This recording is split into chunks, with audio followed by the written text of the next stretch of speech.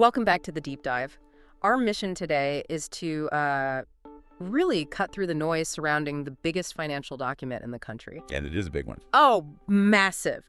We're talking about the P6.793 trillion national budget for 2026. This is a complex piece of legislation, and it's expected to be signed today, January 5th. Today, right. But that signing comes with a huge flashing red light attached to it. We're taking a deep dive into the formal request for a presidential veto. A veto request? From who? From the budget watchdog, Social Watch Philippines, or SWP. They are urging the president to strike down approximately $319 billion worth of items. $319 billion. That's not a clerical error. No, not at all. It's about 4.7% of the entire budget. No. Flagged as, potentially illegal, duplicative, or just not transparent. So for you, the listener, this really isn't just a story about a massive amount of money. Exactly. It's a fundamental question of legislative integrity, of public trust. Yeah. SWP's core argument is that in the final sort of closed-door negotiations between the two chambers of Congress, the bicameral conference committee, lawmakers essentially used the process to reintroduce something that's previously been ruled unconstitutional. The old pork barrel system. The old pork barrel system. Yeah. And they defined it very clearly for 2026 terms. And how do they define that? It's a highly discretionary practice that is opaque and prone to political favoritism.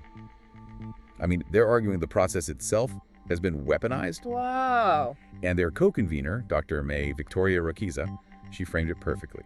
She said this 2026 budget is, quote, not people-centered.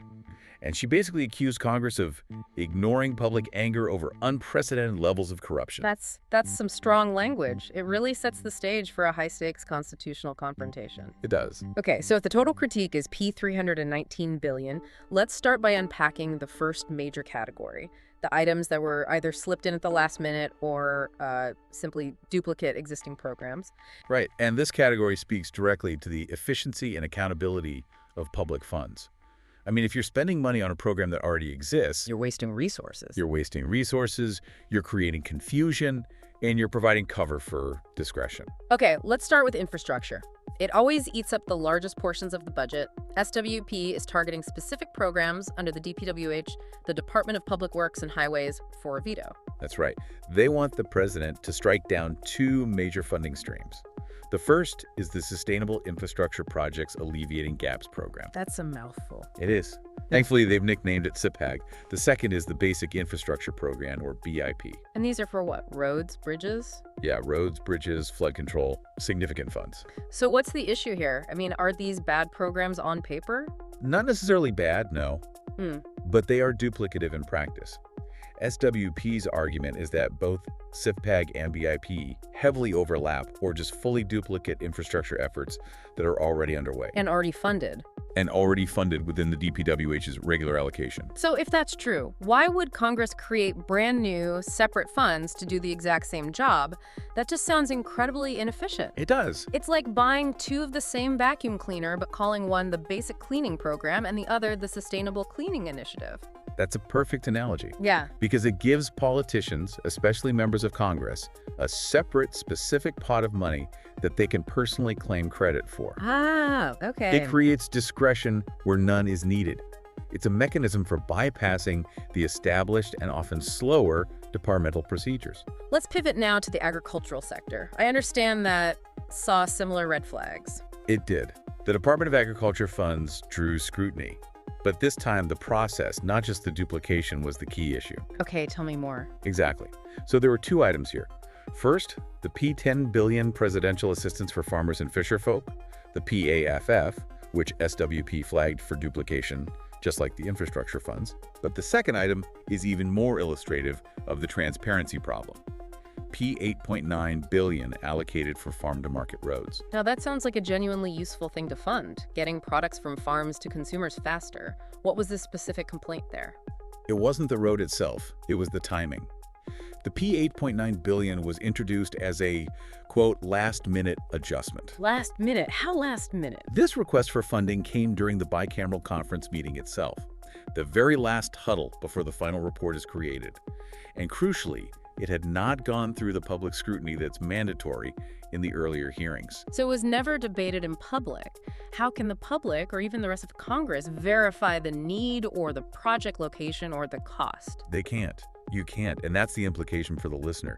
These significant last-minute adjustments made in these closed-door sessions, they just completely undermine the whole idea of a transparent budget process. Right. The whole point of public hearings is to ensure accountability before the money is finalized, not to have billions inserted at the 11th hour. So if those funds represent simple duplication, let's move to the next category, which the watchdogs are essentially calling legislative slush funds. This is the very definition of that pork barrel warning. These are funds that are just ripe for securing political favors. Why? Precisely because they're Things like the medical assistance to indigent patients or the aid for disadvantaged workers and the crisis assistance fund. I mean, these are popular, genuinely helpful programs. They are, and the watchdogs are not saying the programs are bad. They're questioning the sudden, massive increase in the allocations at the very last minute. Which creates a surge of available cash. A surge of cash that can be distributed rapidly and visibly. It's a perfect scenario for pre-election patronage. So the question becomes, are these increases based on a genuine, measured increase in demand, or a political need for rapid disbursement? And the most dramatic example of this discretionary increase is in the Fund for Local Government Units, the LGU Assistance Fund. Oh, absolutely staggering. That LGU fund swelled to P56.873 billion. Now, to put that in context, That's a huge number. it represents a threefold increase granted by the Bicameral Conference Committee. A threefold increase. Wow. And SWP didn't pull any punches. They pointed directly to this massive unexplained hike, stating it is blatantly prone to patronage and political discretion. A threefold increase. That suggests an intent to just suddenly flood local districts with cash. But why is that LGU fund so much more prone to patronage than, say, a Department of Health fund? Because LGU assistance funds are often less centralized. They can be dispersed with greater local autonomy. So when a national politician facilitates a huge injection of cash into a local district, they earn direct credit with local officials and voters. It's an easy way to generate political capital quickly. Very quickly. So to counter this, what is the specific recommendation from SWP for the president? They are calling for a surgical veto. They want to remove the late discretionary increases. They want the president to revert the LGU fund, along with the collective social assistance programs, which locally are known as IUTA, back to their original levels. Let's talk about IUTA for a moment. That's an important local term. Can you elaborate on why they use that specific word? Sure. It highlights the localized, often immediate nature of the aid. IUTA typically refers to direct emergency cash transfers or goods. Because it's often distributed personally by local officials or through political networks, it has enormous political potency. I see. So by using the term IUTA, SWP is emphasizing that these are highly visible, highly discretionary funds that are just perfect for establishing political debt. And that reversion would mean bringing the LGU fund back down from almost P57 billion to P6 billion. And the total IUTA funds from P138 billion down to P63.4 billion. So you're effectively cutting out the entire amount that was added during those closed-door bicameral huddles. Precisely. It's a targeted strike against the non-transparent increases. And, just to complete the picture, they also flagged other items like P2.73 billion for a student assistance program and P15.33 billion for a disaster rehab program for LGUs. Again, more flexible local funds. Right.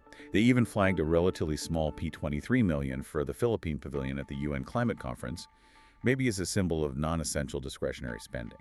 Okay, let's pivot to the heaviest legal challenge in this deep dive. The P243 billion in unprogrammed appropriations, or UAs.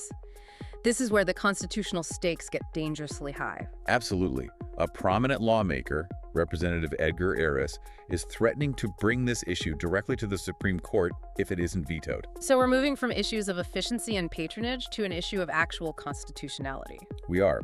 Watchdogs warn that these UAs are essentially a sophisticated return to a form of pork barrel that the High Court has already declared unconstitutional.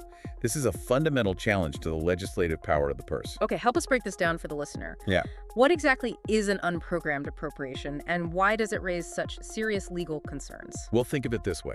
When you create a household budget, you program your spending based on the money you know you have in your bank account. Right, your salary. Your salary. That's your programmed funds. Unprogrammed appropriations, or UAs, are items you want to buy, but you plan to pay for them with money you might receive later. Like a bonus that isn't guaranteed. A bonus, a foreign loan that hasn't materialized, an excess of tax collections that haven't happened yet. So UAs are basically the government planning to spend potential future income that isn't guaranteed. They're based on hopeful thinking. They're based on a lack of certainty in the funding source. And that uncertainty is representative of Aris's entire legal argument. Yeah. He says the biggest problem of UAs is exactly that. Legally, the government shouldn't appropriate money that doesn't have a clear, identified revenue stream attached to it. And what constitutional principle does this uncertain funding violate? Aris is building his case on a very specific legal precedent. He's citing the separate opinion of Associate Justice Ramon Paul Hernando in a recent December decision about the 2025 budget. Okay. Justice Hernando ruled that UAs are unconstitutional for contravening two specific sections of the Constitution. Article 6, Section 25(2), and Article 7, Section 22. Okay, let's slow down. Those sound like jargon-heavy legal citations. In simple terms, what do those sections govern? They govern the most fundamental principle of legislative appropriation. Article 6, Section 25(2) mandates that all appropriations must detail the specific amount for each function. Article 7, Section 22 reinforces that the budget Congress passes must be the actual basis for expenditures. So when Congress authorizes billions in spending without a certain funding source? The argument is they are violating the requirement to fund government functions responsibly and transparently. So Congress is essentially saying, we will spend this even though we don't actually know where the money is coming from yet? That seems inherently risky for essential government services. And this is where the cynicism becomes hard to ignore. To make this abstract legal issue relatable, just look at what critical expenses were placed into these legally dubious UAs. What did they move? They moved essential personnel services. For example, P10.77 billion for salary upgrades for civil servants. Okay. And even more critically, P32.47 billion, a huge sum for retirement and terminal leave benefits for teachers, civil servants, and uniformed personnel. Wait a minute. Salaries and retirement benefits are fixed, known obligations. They are guaranteed debts the government owes its employees. Why on earth would you move the funding source for those certain obligations into an uncertain category? They were grouped under a new single item labeled Payment of Personnel Services Requirements within the UAs. And what does that achieve? The watchdogs argue it achieves two things. First, it cleans up the program section of the budget, making it look smaller, maybe more palatable. Second, it allows Congress to include popular items like salary upgrades without having to raise taxes or identify the specific revenue to pay for them immediately. It's spending based on a promise, not a deposit slip. That's it. And that move alone signals a deep institutional problem. It's placing the guaranteed security of public servants' retirement and pay on the same shaky ground as potential future lottery winnings. What message does that send about the government's priorities? It absolutely breeds political cynicism. It makes essential services conditional. And for Representative Aris, it provides the clearest constitutional argument. If the funding source for these guaranteed obligations is uncertain, the entire P243 billion UA section is unconstitutional. So given that urgency and the legal threat, Social Watch Philippines didn't just critique this. They provided the president with two clear, actionable options for addressing these UAs. Right. They provided a strategy, a way for the president to navigate this minefield. Option 1 is a partial surgical veto. Okay. The president would retain most UA items except for budgetary support for government corporations and the revised armed forces of the Philippines modernization program. Why single out government corporations and military modernization? Because the logic is duplication again. Both of those areas already receive massive dedicated funding under separate special purpose funds. So including them in the UAs, these uncertain funds, is just unnecessary. It provides another route for discretionary spending. Exactly. Vetoing them simplifies the budget without cutting essential services. And the second option. That sounds like the clean slate approach. It is. Option 2 is to veto all 10 UA items entirely. This would force Congress and the executive to address that P243 billion shortfall through a future supplemental budget. The benefit of that. The massive benefit is that a supplemental budget, by law, would be forced to clearly identify specific, real funding sources and provide a detailed, itemized breakdown. It achieves the accountability and certainty that the current UA structure deliberately lacks.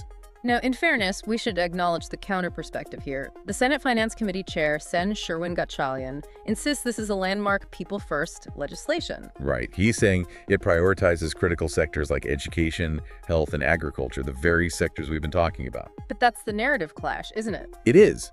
The claim of being people first contrasts so sharply with the process used to finalize the funding. What Social Watch Philippine stresses is that even with some of the bicameral meetings supposedly being live-streamed, their sources confirm that numerous non-transparent side meetings and huddles still took place. So if the official meeting is broadcast but the actual decisions are made off-camera, the transparency measure is pretty much meaningless. It's legislative theater. And SWP argues that this kind of behavior, making these last-minute discretionary decisions behind closed doors, regardless of the stated goal, it just intensifies public cynicism and deepens the public trust deficit in government. So the integrity of the process is as important as the funds themselves. Absolutely. So if we connect this all back to the bigger picture for you, the listener, what our deep dive today reveals is this fundamental tension at the heart of governance. It's a real tug-of-war. On one side, you have the political desire for flexibility, for rapid response, and, for the maneuvering that makes a massive $6.7 trillion budget politically passable. And on the other side, you have the constitutional necessary requirement for clear, accountable, and pre-identified sources for public spending, which is a necessity when public trust is already so damaged by past corruption. The question hanging over this budget is whether that legislative haste and political maneuvering cross the line into legislative opacity. And the reintroduction of unconstitutional pork barrel practices. That is what the president has to decide today. So what does this all mean? The president has the final say on whether to align with the bicameral report's stated people-first goal, accepting the $319 billion in late adjustments in UAs, or to heed the budget watchdog's urgent call to rebuild the integrity of the budget process through a comprehensive veto. The decision will define not just the 2026 spending, but potentially the relationship between the executive and the legislature for years to come. And we leave you with this final thought to chew on. Consider the long-term impact on government performance and public accountability when essential personnel services like salary upgrades and guaranteed retirement funds for teachers, nurses, and uniformed personnel are intentionally placed in appropriations where the source of funding remains uncertain.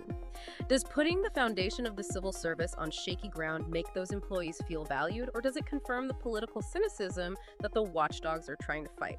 That is the real consequence of the lack of certainty in the budget.